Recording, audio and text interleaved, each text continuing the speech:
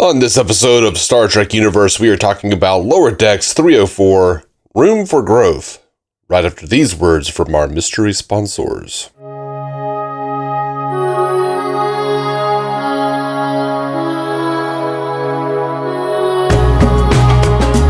Welcome to Star Trek Universe, the podcast where you get to listen in on two lifelong friends chat about Star Trek for a while. My name's Matthew Carroll.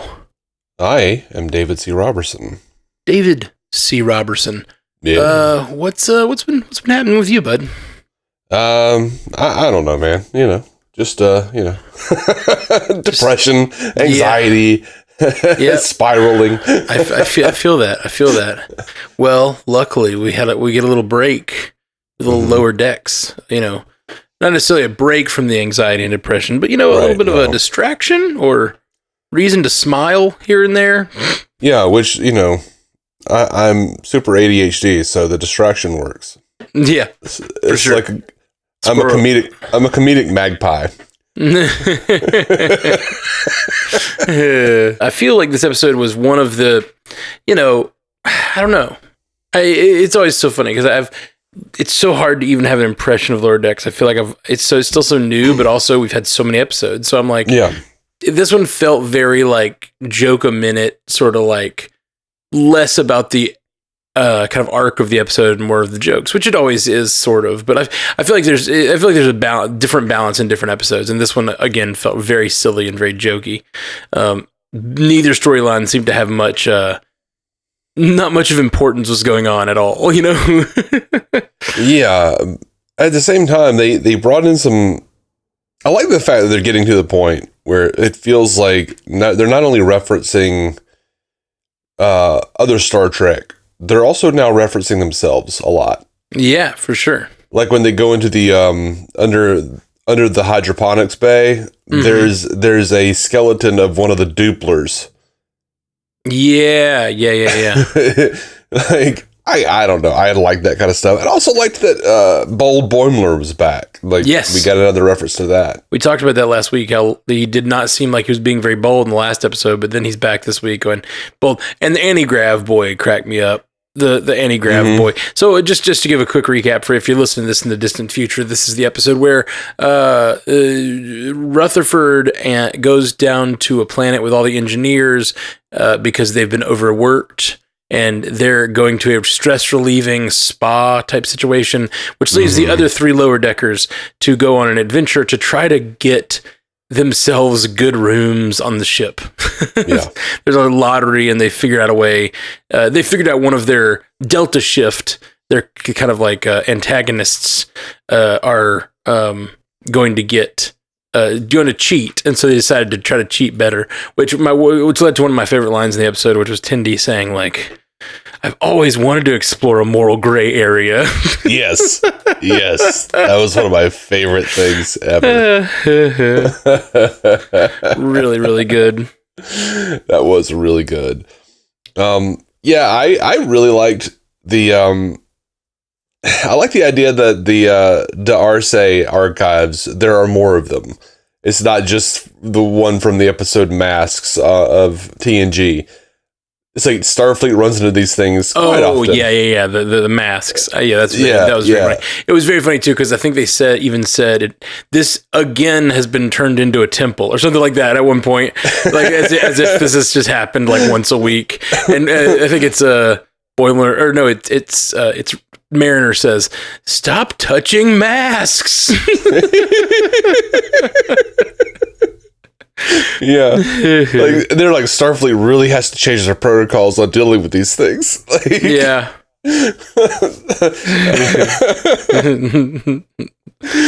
Oh gosh, really silly. One of the worst episodes of TNG, by the way. Freaking Masks. The Masaka thing. Yeah, Mask. Was this Masaka on this episode? No, it was, I think Manuki was what it was called. Yeah, just when you said it, I was like, that kind of sounds like what they said this episode. Yeah, this one was the spirit of Manuki. Oh, I liked it when the engineers were blaming the captain. They were like, "Oh, when you turned the hydroponics bay into da-da-da," and he's like, "When Manuki did that." He's like, right, Manuki. That's real good. I love that, like, on the Dove, she was so aggravated with all of the engineers for continuing to find problems to solve. Mm-hmm. And she was like, "You're all a bunch of damn Geordie LaForges." Which was funny because in my head, I was like, I remembered Trouble with Tribbles where, they were supposed to be relaxing and Kirk was like, goes up to Scotty and is like, "What are you doing?" And he's like, "Oh yeah, I'm just studying the Enterprise, manuals." And he's like, "This is supposed to be relaxing." He's like, "This is how I relax her." Yeah, this reminded me so much of myself, and like, I'm a workaholic, like I really am. And it's silly because my work is all fun stuff. Like I do music and I do podcasting. Those are now my full-time jobs, and it's great. But I overdo it. Like I just don't ever stop. I always want to be doing it. And like if I'm not doing it, I feel like I'm not being productive, and I feel like, oh, well, I have an extra day. I literally will find a free day and be like, what podcast can I make today? Well, we don't have any content coming out. Can I make something up? I just want to make something. And I just always feel like I need to be producing. Yeah. And yeah, it's not good. It's not great. It's not great for like maintaining any relationships with family or friends. Unless you're getting family or friends on the show. Yes, exactly. Well, that's literally, this show is us using this as an excuse to hang out every week. That's what DC on Screen was. Yeah. It's great, man. And I just got Josh Jordan, who is one of my best friends, to like be on House of the Dragon with me. And I was, and we've been talking about it every week. We're like, what's nice? Just getting to chat about the show for 30 minutes or whatever. Like, it's just nice. Yeah, absolutely. And it really is, man. And it's one of the favorite things about knowing there's new content of Star Trek. It's just a reason to sit down and chat with you. Also, it just feels like when we were young. It does. It does. I've said this before and probably said it on this podcast. I know I've said it on MCU Cast a lot, but the reason I started podcasting, me and you used to do this after church every week, or during church. We'd sneak out and like just go start talking about Star Trek or whatever. Yeah. And then later we realized we could be on the phone while we were watching DS9 and Voyager. Yeah. And then for years, like we were both pizza delivery guys for a while. So we would like call each other while we were on deliveries and talk, for hours. And we'd like literally be on the phone all night long while we're at our jobs on our little Bluetooths. And we'd just be like talking about Star Trek or Marvel or DC or whatever. Yep. And just, it was great. But then at some point you get to a point in life where that's not possible anymore. And I would listen to podcasts because I missed hanging out with my friends and talking about the thing I talk about. And so, like, yeah, getting back to this is just, it's particularly fun with you because it's literally like you're the person I first did this with. And now I like to do it all the time with all my friends, and it's fun. It's great. Yeah. But yeah, totally. So I agree. What else? I guess we probably knew Shax and Tahana were a thing. Yes, we knew. It's been a while. I forgot. Yeah, we definitely knew. That was a pretty great scene. I wanted to know why she lost her tail. Yeah, me too.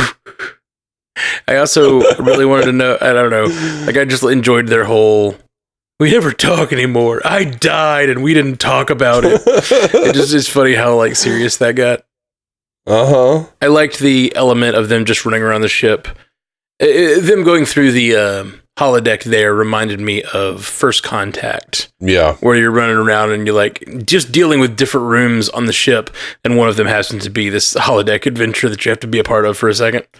I guess it was even kind of similar, like it wasn't the same, but it was a similar time period with the like whatever, like 1920s looking gangsters. Yeah, it was like 1930s Bonnie and Clyde type of thing. Yeah. So similar to the time period that Picard was in. Yeah. I dug that. And then, of course, I don't know, just them going through all the different Jeffries tubes and little access panels to get like through the entire ship and find and like it just it's the classic like fucking Galaxy Quest joke of like, why is this here? And then they're inside the deflector, I think it was, and they spun it up, and he's just, I'm anti-grav boy. Yeah. I like that they're keeping. It's a weird thing that I don't know if I'm supposed to be paying attention to, but they keep up with this. They do it.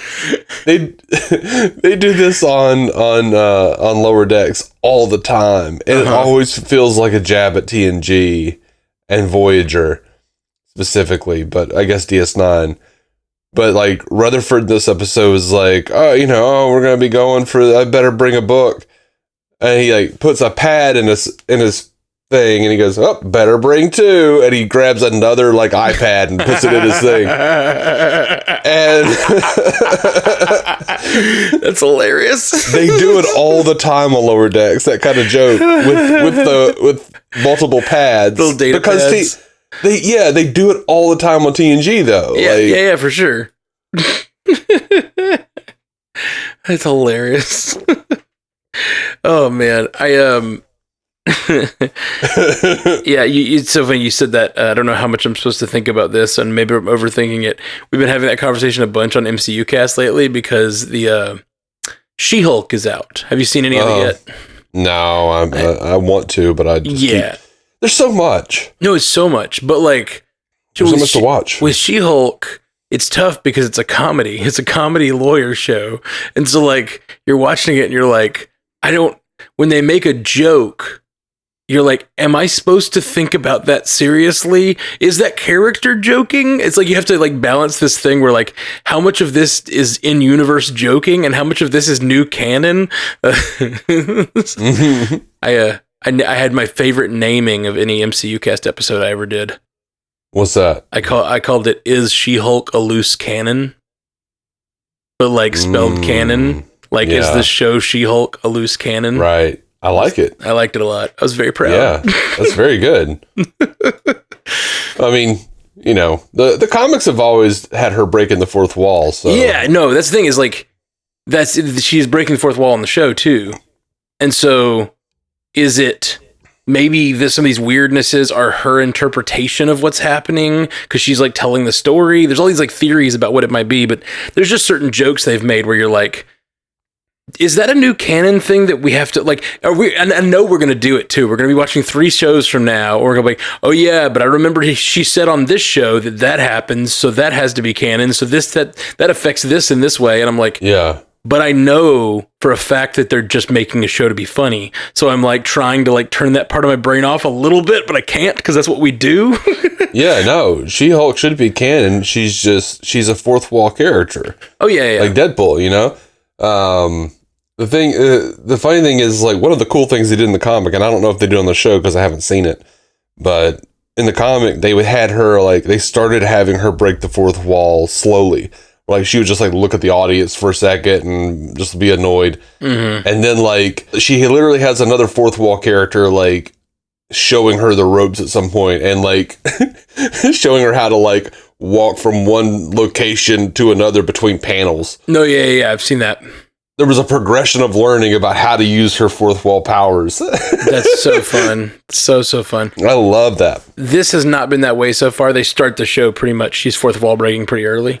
But it is really strange, though, because she'll say things in the fourth wall break that she doesn't technically know in reality. Like, she's talking about our world more than she's talking about their... Like, yeah, it was crazy. It's really interesting. But anyway, the point I'm making is we had that same conversation about like, am I supposed to be thinking about this?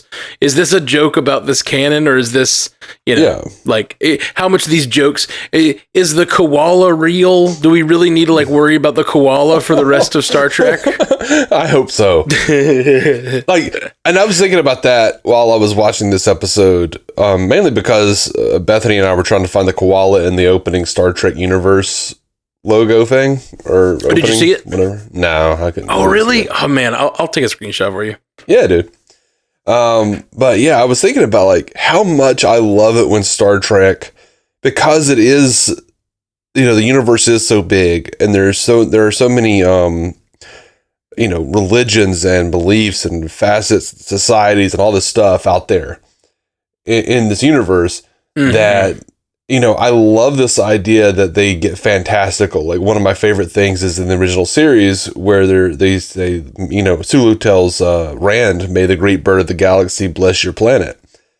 And I love this idea that there's like some deity, some like spiritual deity out there or something referred to as the great bird of the galaxy. And if Star Trek has taught us anything, it's that most of the time these deities are just like crazy aliens who decided to protect a single planet. Yeah. So I really like the idea that there is a giant koala out there somewhere beyond our universe smiling for some unknown reason. That there is a great bird of the galaxy, that there are all these, and I wish they would get more into that stuff. Like, for some reason in the 90s with TNG, I feel like Star Trek fans got a little too anal about like what Star Trek should be about, oh, it's got to be like true science. It's never true science, y'all. Right. Obviously, I'm going to bring up DS9 here, where like I think is that perfect balance is struck. Where I like there to always to be a scientific explanation for everything. I like that these things are just never really confirmed, but I like that really a scientific sounding explanation. Well, yeah, sure. Well, I mean, like you can work around whatever they're saying with science. Yeah. Whether it's like whatever, whether it's real or not. With comic book science, let's be real. Sure. I agree with that completely.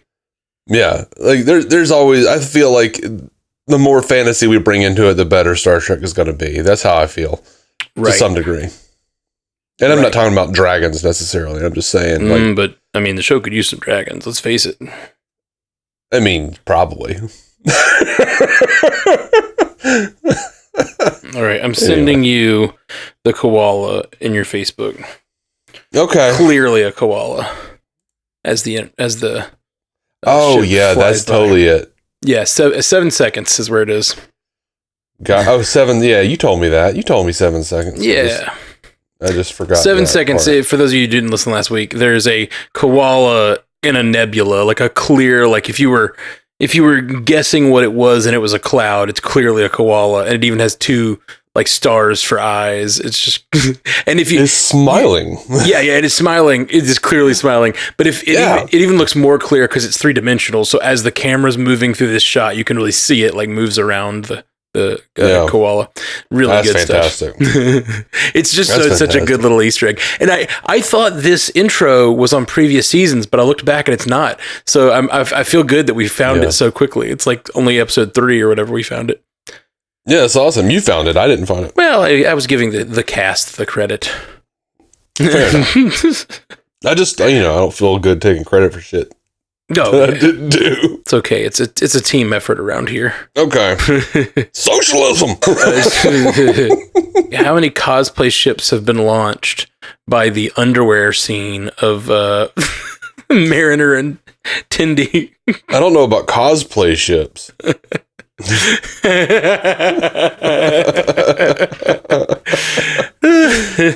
Good point. I've seen. I'd already seen people being like, "Tendi in a towel, Tendi in a towel." Oh yeah, no, I've literally already seen Tendi in a towel as a cosplay today on Facebook. I saw that pop up. That's hilarious. From the Star Trek Hotties group that I'm a member of for some reason. I don't know why. I don't know why. I think it was just because I like Star Trek. It just happened, man. It just happened. Sure, that's what happened. Okay. Speaking of disturbing kinks, churro wife. He keeps it refreshed. And then at the end of the episode, he's like, 45 churros hot. Churro Olivia. Oh, it's so gross. It's so gross. So gross. That's got to be one of the most disturbing jokes on Star Trek ever. He formed a primal bond with it. One of my favorite lines this episode was, "Oh, you got to try the manicure. It's like a pedi for your hand toes." That line grossed me out, and I don't know why. I liked it. It's just weird enough. It's weird enough. Yes, I do enjoy that. Absolutely. Yeah, so I loved that they did not only a callback, the main premise is a callback to Masks, but the whole Ransom as a caveman is a callback to the episode Genesis of TNG, where Riker turned into a caveman. Did I say Riker before? Ransom. No, yeah, you said Ransom, I think. Yeah, Ransom turned into a caveman. On Star Trek Next Generation, Riker turned into a caveman. Everybody in the crew de-evolved. That's right.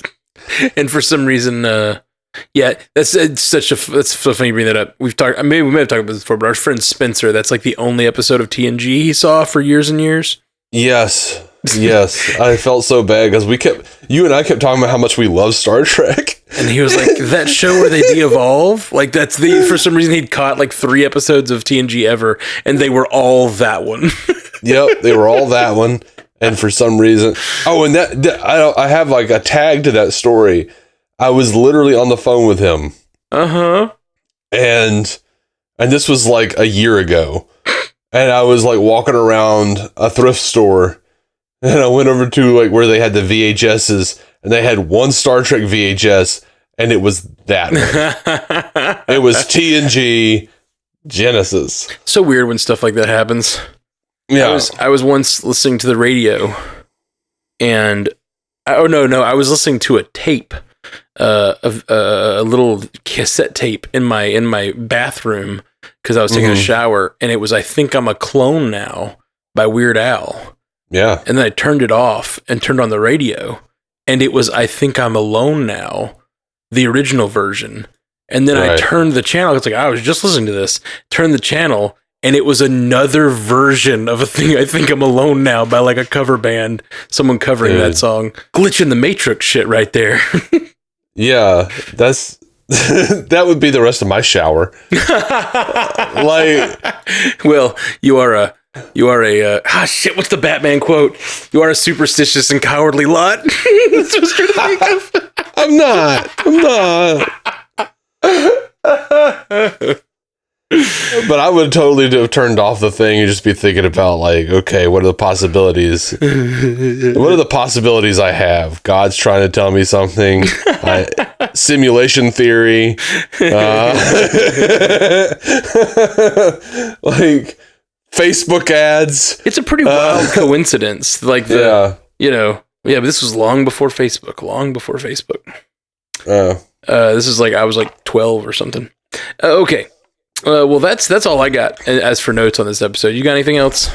Stu sent us some stuff. Yeah. So throw me some stew goodness. Good old Stu Little. Throw some stew in the stew that is this podcast.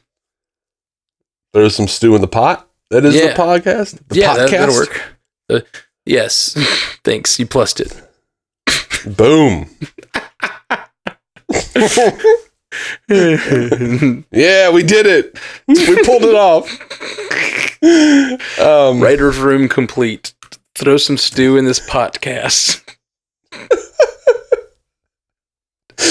Stu says, hey, I really liked the A-plot of Boimler, Mariner, and Tendy's little adventure and the bonding they went through because of it. It maybe felt a bit odd to leave out Rutherford, but he fit into the other plot, even if it was a little broad. Some of the randomness of the humor in Lower Decks is a bit of a weakness for me. Ransom's churro wife? Nah, man, that's great.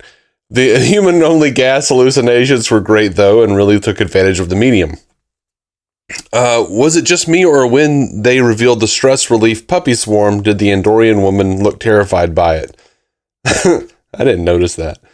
Also, how does that machine work exactly? There's speculation it was a big, full-body vibrator.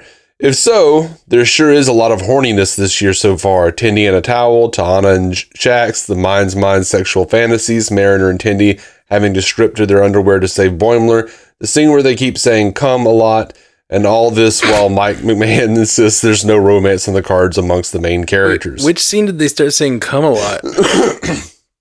Where Boimler and Mariner were talking about how they were going to tell people to enter their quarters, and they kept going. He's like, Riker says, come. And they just kept going, come. Okay. I don't know if Stu's joking or not. Yeah. Because I don't think that was sexual. But it's either a really good joke, Stu, or you're really like searching for things that aren't there. I'm not sure. I'm not sure. Yeah. I'll get to that in a second. Personally, I'd find a mani-pedi the opposite of a stress release solution. Multiple people crowding around me, scraping at my extremities. Come on now. I do like that. That's You're funny. right. That's a weird sci-fi thing to do. The mani-pedi. Yeah, I know, man. Like friggin'. I've got a pedicure done right now on my toes. And it was Alyssa's birthday, and we went out to get pedicures. And I got mine done, and I think it's funny to get a color. I don't know. I'm comfortable enough with myself to get a color, so I think. And then I come back to Alabama, and I'm just walking around as a single guy with blue colored toes, and I just get a lot of weird looks. I'm fine with it. I'm very comfortable with it. Whoa, but man, why are your toes out? I wear the Chacos a lot of times, like all the time, really? Almost exclusively. Okay, I can't do it. I like a good house for my foot, you know. Not me, man. Not good me. Roof, good sturdy roof. That ain't me. These babies got to be free. My wife always wears flip flops. Yeah, man. And she's always like stepping in something or getting some kind of weird thing on her foot or hurting her foot. And it's become an ongoing joke for like years now. Right. And anything that happens, whether it has anything to do with her foot or not, I just go, well, if you'd wear normal shoes. It has definitely like harmed me here and there. There have definitely been moments it has definitely harmed me. Where I like I don't know, turned my foot wrong and like a branch got shoved between my foot and the shoe or something. Yeah, I go hiking in these things. Like Chacos are really good hiking shoes. Like they're really good for your back. I feel great in them. Okay. And they're really easy to slip on. So I just like pop them on, go on a hike or whatever. But yes, every once in a while out in the woods or something, I'd really hurt my foot. Cause if I'm getting serious hiking, I normally wear like full on shoes. That's no good. Like I have to do like an in-between kind of version where I'm like, I want to have a good house for my foot, but I also don't like I hate steel toe. Mm-hmm. Anything that bothers my toes, that like irritates my toes, I can't do. Right. I feel like that's not an in-between. That's just a shoe, man. Yeah, I don't know. Like, well, it's just like I don't feel comfortable running around barefoot most of the time. But then again, I'm also like, I don't want things touching me because it bugs me, you know. Yeah. That's the thing. I like to be free. I don't really wear shoes when I'm driving. I like to go shoeless when I'm driving, which I think I do like that. For some reason. Love it. I think it's illegal technically. Yeah, it is. It's a law from back when like. Cars weren't as comfortable and like you needed your shoes on to like brake well though. Like it's an outdated law. Like I think it's stupid, and I drive shoeless all the time. It's back from like the days where like there's a law in the books. It's like if you can go down a one-way street the wrong way as long as you have a lantern attached to your hood. Which is still a law in Alabama. Yeah. It's from back when they were only allowed to use knives for pedals. What? That's why you needed shoes, man. All right. Stu says, I hope Bold Boimler powers up enough to be able to take on his transporter accident twin, William Boimler, who I assume is a future big bad. Dude, that would be awesome, and I hope this happening. Yeah. Then again, in a way, I hope he's not a future big bad. Like, I don't want the transporter twin to always be a bad guy. Like, Kirk, it was a bad guy. Riker, he turns into a bad guy, you know, like helping Maquis and shit. Picard had his own, doppelganger who was a bad guy. Uh-huh. Have you seen that comedian? I don't know his name, but he says, he's like, I found a porn star who looks exactly like my wife. It's her doppelbanger. That's a weird thing when you happen across some Facebook group that you joined and you don't know why. You didn't do it. It's because you like Star Trek, but then one of the people looks exactly like someone you know. But it's not them until it is. Right. That happened once. Yeah. You always happen into these things, Matt, and I don't believe it any time you tell me about this. I'm an adult male. I watch porn from time to time. I did once happen upon. This was happening upon. Looking at the porn site was intentional. As intentional as it ever is. And then I was scrolling and I saw someone. It turned out to be someone I knew, like actually. And that was very surprising. Yeah, that is weird. Isn't it? Yeah. Very strange. Won't blow up her spot here. Sorry, that happens on the other website. Oh, shut up. The jokes you make on here, at least mine came from somewhere. I know, but you said blow up her spot. Yeah. That's the point. The phrase, that's a little double entendre. I know, man. It wasn't on purpose. It wasn't on purpose. I know what it means, but I stumbled into it. You didn't stumble into it. You did. I fully did. That was. I enjoyed this episode. That's all from Stu. Yeah. Okay. And thanks for writing in, Stu. Yeah, appreciate man. Thank you for guys out in. there. There's a few hundred of you guys that regularly listen. So send in feedback if you got anything you want to hear. If you want to hear us chat about or whatnot, questions you have that we won't have valuable answers to, but we'll have answers. Yeah, we'll talk about them for a minute, and somehow we'll bring that back to vaginas or penises or something. And as does Star Trek these days. Yeah. We maturity-wise, we didn't move on from when we would talk about this stuff outside of church. No, same old. All right, guys. Well, thanks for joining us. We are Star Trek Universe. We'll be back next week with more Lower Decks. Peace. Live long and prosper, Joe Lon True, all those things. Keep on circling. May the great koala of the galaxy be at your back. May he smile at you. Yeah. I don't know. Him at your back sounds more threatening. Yeah. Well, I mean, I don't know why he's smiling. I don't know what he knows. Why does he smile? What does he know? Thank you for listening to the Star Trek Universe podcast, a Stranded Panda production. If you'd like to hear more from David C. Robertson, check out the DC On Screen podcast or maladjusted.tv for his web videos. If you'd like to hear more from Matthew Carroll, check out the Marvel Cinematic Universe podcast or listen to his music. Just search for Matthew Carroll anywhere you get music.